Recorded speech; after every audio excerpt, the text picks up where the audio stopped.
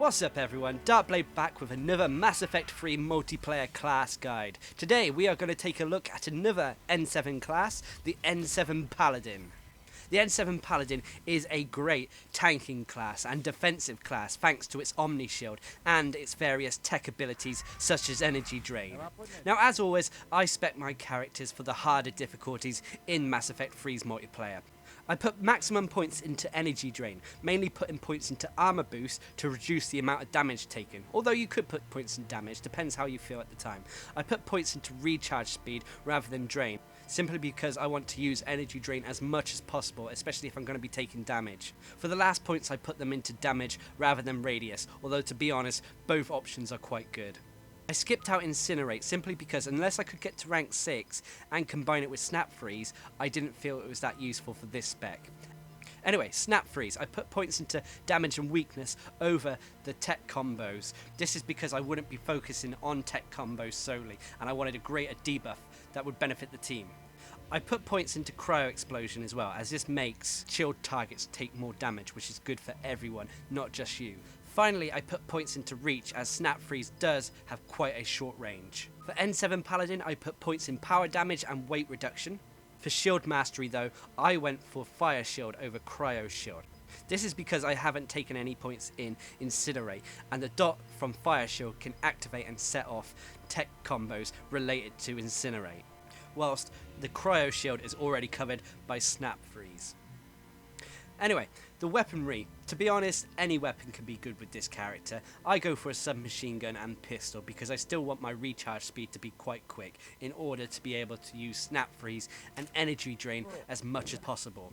Anyway, let's get into the meat of the episode and talk about the N7 Paladin's moves and abilities. The first ability it has is energy drain. Now I love energy drain. It is a very nice defensive move and it has multiple uses. For example, firstly it can be used to damage enemies. Straightforward enough. Secondly, it can be used to set up and activate tech combos. The combo set up by energy drain is Tech Burst.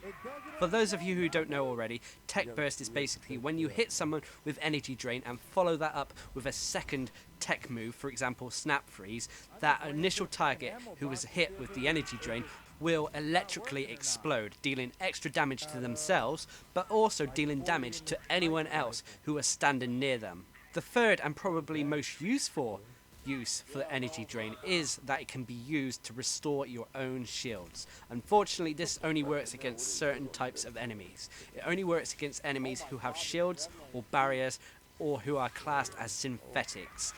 Even with this limitation though, energy drain is one of the most useful moves simply because it has 3 uses to it. Energy drain, in my opinion, is very good as a defensive mechanism. For example, if you're at the front of your team in cover, taking damage or taking at least fire, then you can quickly pop out of cover, use energy drain, and then pop back into cover.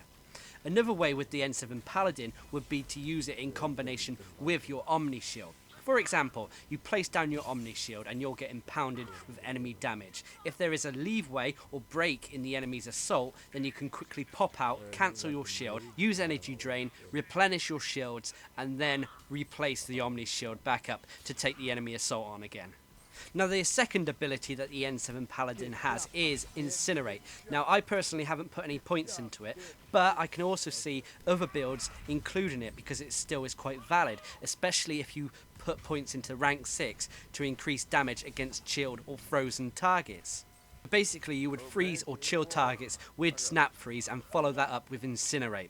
Unfortunately, this means you would have to drop points somewhere in your tree, either in health and shields, or your actual N7 Paladin passive abilities, or even energy drain. And me personally, I don't like to drop energy drain for anything. Incinerate on its own does nice damage, especially against armoured targets. It can also be used to set up and activate tech combos. The tech combo set up by Incinerate is Fire Explosion, but this seems to be one of the more difficult combinations to actually activate. This is because after you've hit someone with Incinerate, you have to follow that up with a move, a tech move or biotic move that will actually kill the opponent and thus activating the Fire Explosion. Fire Explosion itself does a lot of damage to anyone standing around the target, but it is quite difficult to actually pull off. Now the third and final ability of the N7 Paladin is a move unique to this class. This is the only class that has it, and it's a tech move called Snap Freeze. This move basically involves the N7 Paladin dousing opponents in this wave of ice, freezing them or chilling them. This move is reminiscent of Cryoblast, although it is a lot shorter in terms of range. But because of this, it does do more damage. It also has added effects that it can flash freeze unprotected enemies in place. Unprotected enemies are basically enemies who don't have armor, shields or barriers. These enemies will be flash frozen in place, unable to move, and you can follow it up with a cryo explosion tech combo. For you who don't know, a cryo explosion tech combo is basically once you've hit a target with Snap Freeze, you follow it up with another tech move that will actually kill them. Thus, they will explode, affecting anyone who's nearby with the same effect of being chilled or even flash frozen. Protected opponents, instead of being flash frozen, will instead be chilled. Chilled opponents will have their overall movement speed reduced.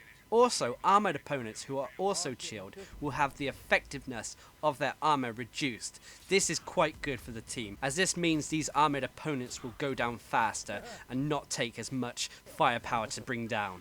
Now I use Snap Freeze in two ways. The first being to activate my tech combo set up by Energy Drain. Tech Burst is the easiest combo to activate and thus, in my opinion, the most useful. The second use for Snap Freeze is thanks to the points I put in the Snap Freeze tree. Targets will take more damage when they're chilled and frozen. Also, their armor is weakened more. Thus, I use Snap Freeze as a debuffer to help the team, making sure that the enemy is slowed and actually take more damage. One quick tip for Snap Freeze is that it can actually go through walls. It's one of them abilities that you can face at a wall and it will actually go through it and affect enemy on the other side, even if you can't see them. Now, as for the N7 Paladin's passive abilities, I try to reduce the weight of my weapons. I also try to increase my power damage as much as possible. I don't think there's much point putting points into weapon damage, as most of the time you're going to be worrying about putting down your shield, protecting your teammates, and using Energy Drain to restore your shields. As for the N7 Paladin's shield mastery, I put points into health and shields mainly, also to increase the actual amount of damage my omni-shield can take, because shield mastery is basically all about the omni-shield. I also like to put points into fire shield rather than cryo shield.